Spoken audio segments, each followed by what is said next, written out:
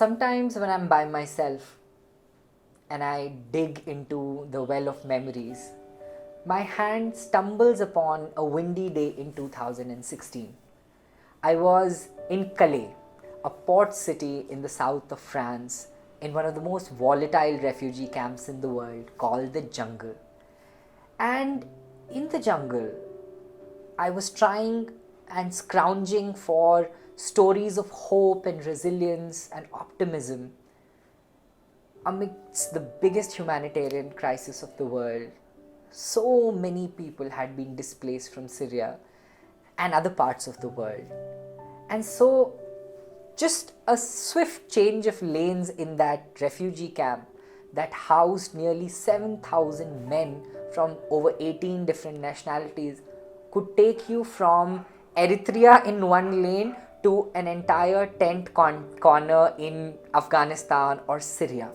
In one such lane, one afternoon, I met a boy named Hani, and he had lost majority of his family members in an attack in Syria. He survived because when he was coming back from school, he decided to stop and pray at the mosque, and his prayers went a little longer. When he got back to his society, everything had been brought down to the rubble. In that debris, he couldn't find his family member, his siblings, his relatives, and some distant neighbor took him by his hand, paid monies to the smuggler, and through the sea route brought him to France and to this refugee camp where I met Hani.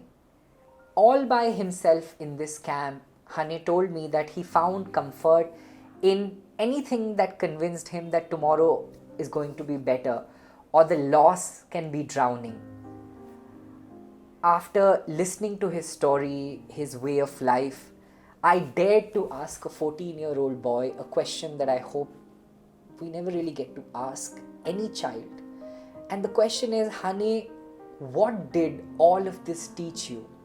What is the life lesson you have learned from surviving yourself and losing your entire family and your community and your country and now getting displaced in this another place? He looked at the hole on the roof of his tent. He, sort of gazed past the broken earthen pot that fed him. He moved his hand over the muddy mattress that he was sitting on. And then he looked piercingly at me and said, Deepak, I have learned that life is hard, but being angry about it solves nothing. And I can tell you, I sat there soaking in the wisdom of this 14-year-old boy, hard earned through the most painful and challenging situations that anyone can face, let alone be a child. I learned from that young boy that this pain that we feel often is out of syllabus, a curriculum we can never prepare for, a surprise test over and over again. And yet, we must attempt this exam with all we know. Failing is not an option, neither is bailing out. But there are points for being able to restore a little hope, for saving the humanity within us with all our might. And there is consolation grades for trying to make it despite the odds. For us to have a chance to rewrite history with our own version, no matter how charred and challenging it is, but through our narrative.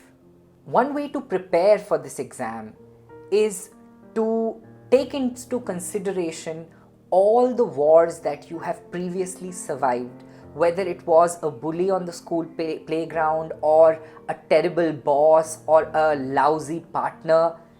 Everything that you have coped with, everything that you have survived, in many ways, this struggle, this battle is not about how much you can forget, but how much you can truly remember and use that as an ammunition to fight all the aghastness that faces us. And so, Whenever I am in an airplane by myself, looking out of the window, I often think about Honey and his advice that he so poignantly articulated that no young child his age should do.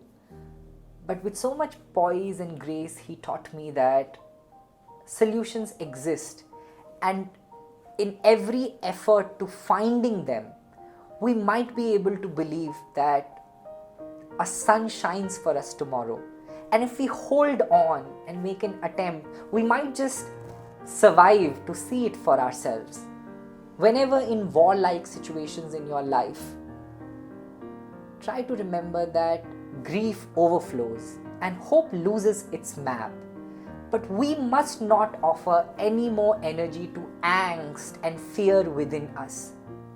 Rather, we should channelize our energy into helping the next injured person, in caring for the wounds of those we can still. He taught me that we are what happened to us yesterday, but we also are what happens to us tomorrow.